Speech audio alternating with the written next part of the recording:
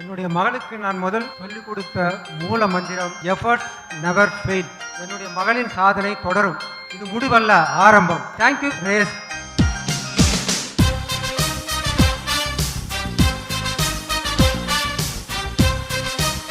என் பொண்ணு வந்து விடாமுயற்சி விஸ்வரூப வெற்றின்னு தான் சொல்வேன்.